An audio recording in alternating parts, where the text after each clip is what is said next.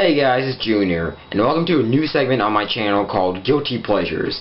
Now, I know all of us have those movies that we can all admit are shit, in a lack of better words, but we just can't help but enjoy them, you know? They're just so much fun to watch, especially when you have other people with you, and I know I have a lot of those. And for the first one I'm going to be talking about, it's Spider-Man 3. Now, hear me out. I know that Spider-Man 3 is a shitty movie. It was a terrible way to end the series, and if I would have known at the time that that was going to be the last Sam Raimi Spider-Man movie, I would have been, like, extremely pissed off. But now that I look past all that, I realize it's beautiful. Spider-Man 3, it's just so goddamn beautiful. I enjoy watching this movie with my friends. We just have a ball, and it's because it's so damn funny. It really is. Oh my god.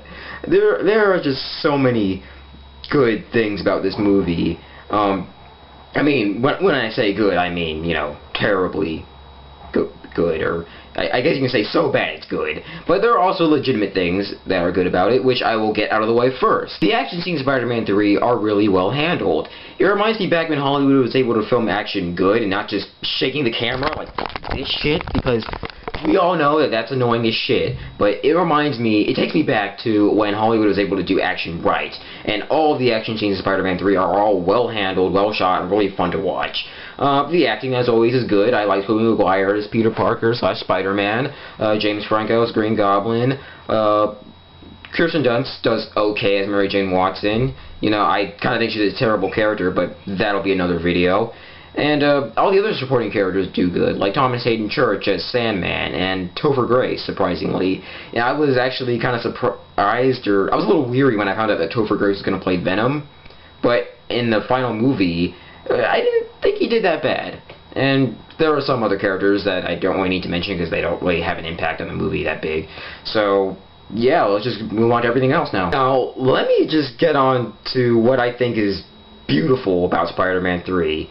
There are just so many unintentionally funny moments that I personally just have a ball with. I watched this with a few friends a month ago, or about several months ago, and we were just laughing at all the little weird faces that Tobey Maguire makes. I mean, come on, look at these faces.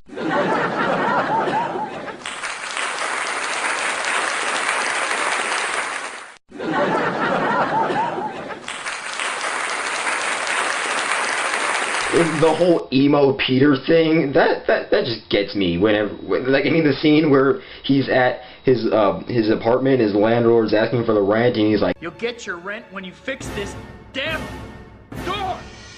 I mean, I can't take Tobey Maguire seriously when he's trying to be angry. I'm sorry, I know he's trying, but it's Tobey Maguire. He's a fucking puppy dog, for crying out loud. I mean, it's really hard to take him seriously. The dance scene is so over-the-top ridiculous that I almost peed. I mean, what the hell is this doing in a Spider-Man movie? It's so dumb. Thanks.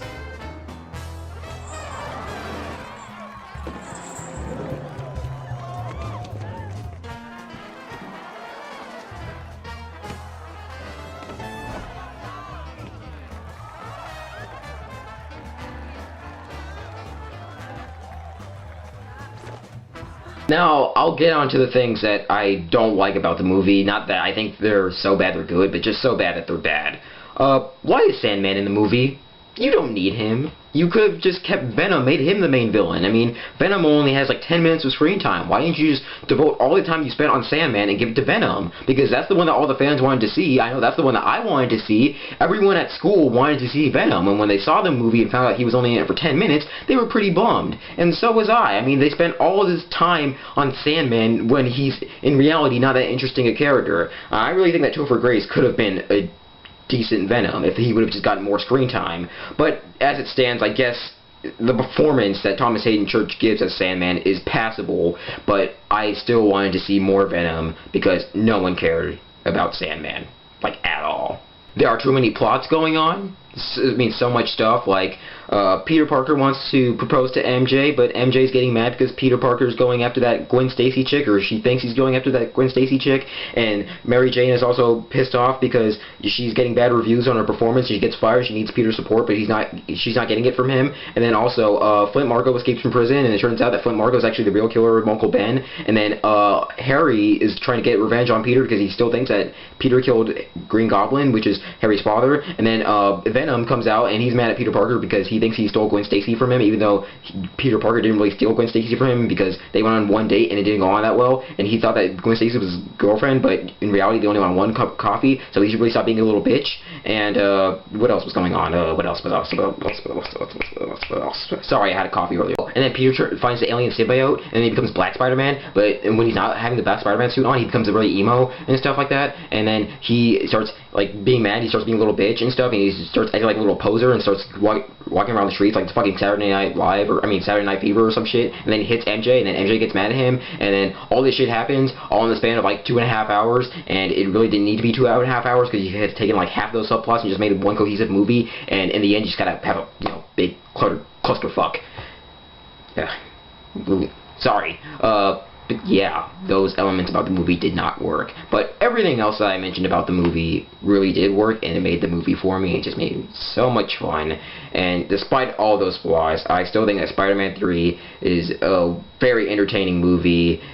Pretty disappointing end to the series, but, you know, whatever. I enjoy it for what it is, which is a stupid movie, which brings me so much joy, especially when I watch it with friends. So if you have not seen Spider-Man 3, which I'm pretty sure you have, but in case you haven't, go see it. You're going to have a lot of fun, especially watch it with friends, because that's when you'll have the most fun with it, because I know that's how I have the most fun with it. So, yeah, hope you guys like this video, and I plan to do more of these and more rants in the future, and I'll see you guys later. Take care.